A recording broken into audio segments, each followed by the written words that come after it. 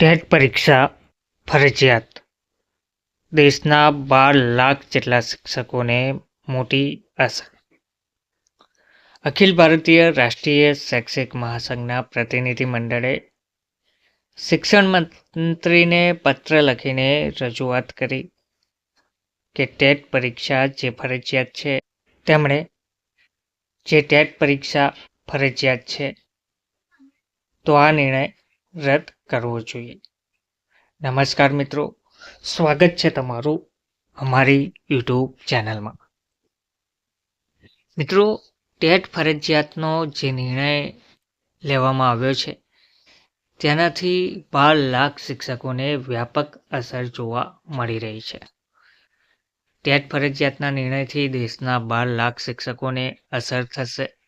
આ નિર્ણયનો અમલ પૂર્વવ્યાપી અસરથી નહીં પરંતુ ભાવિ રીતે અમલમાં મૂકવા માંગણી કરવામાં આવી છે. વ્યાપક અસરને કારણે અખિલ ભારતીય રાષ્ટ્રીય શૈક્ષિક મહાસંઘ પણ મેદાનમાં આવ્યું છે. અખિલ ભારતીય રાષ્ટ્રીય શૈક્ષિક મહાસંઘના પ્રતિનિધિ મંડળે કેન્દ્રીય શિક્ષણ મંત્રીને મળીને રજૂઆત પણ કરી છે.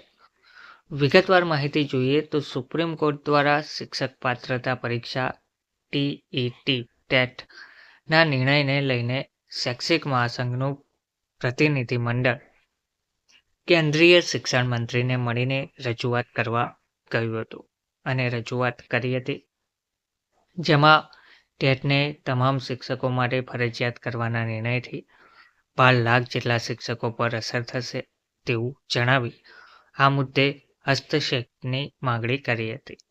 મહાસંઘે માંગણી કરી હતી કે વર્ષોથી સેવા આપી રહેલા શિક્ષકો માટે પરીક્ષા ફરજિયાતનો નિર્ણય ન્યાયસંગત નથી, જેથી આ નિર્ણયને ભાવિ રીતે અમલમાં મૂકવામાં આવે અને તેની પૂર્વવ્યાપી અસર ના થાય તે જોવા માટે જણાવ્યું હતું.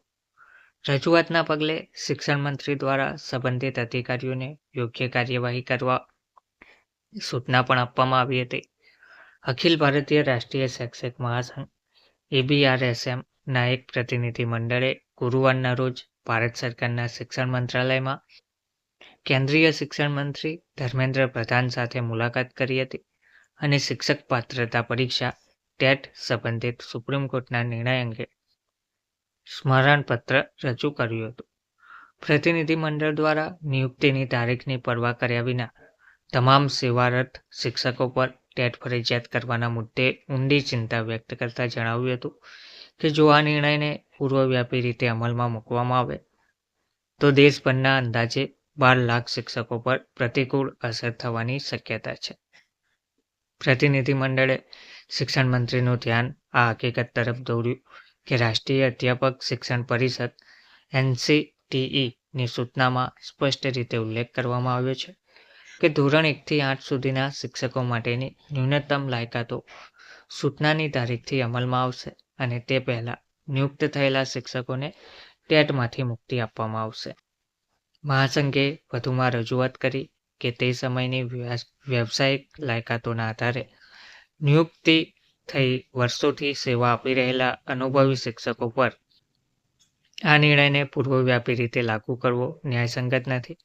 શૈક્ષિક મહાસંઘે શિક્ષણ મંત્રીને વિનંતી કરી કે તેઓ આ વિષયમાં હસ્તક્ષેપ કરીને નિર્ણયને માત્ર ભાવિ રીતે અમલમાં મૂકવા સૂચનાથી પૂર્વે નિયુક્ત થયેલા શિક્ષકોનું રક્ષણ કરવા તેમજ શિક્ષકોને સંભવિત સેવા સમાપ્તિ અને પદોન્નતિથી વંચિત થવાથી બચાવવા જરૂરી છે.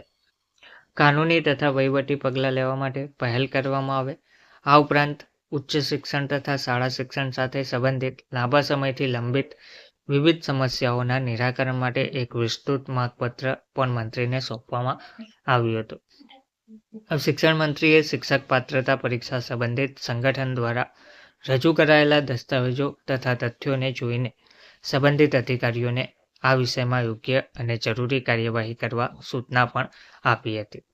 તો આ નિર્ણયનો અમલ પૂર્વવ્યાપી અસરથી નહીં પરંતુ ભાવિ રીતે અમલમાં મૂકવા માંગણી કરી છે.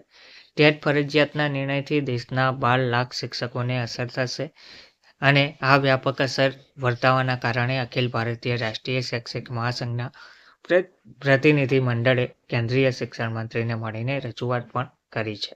ધન્યવાદ.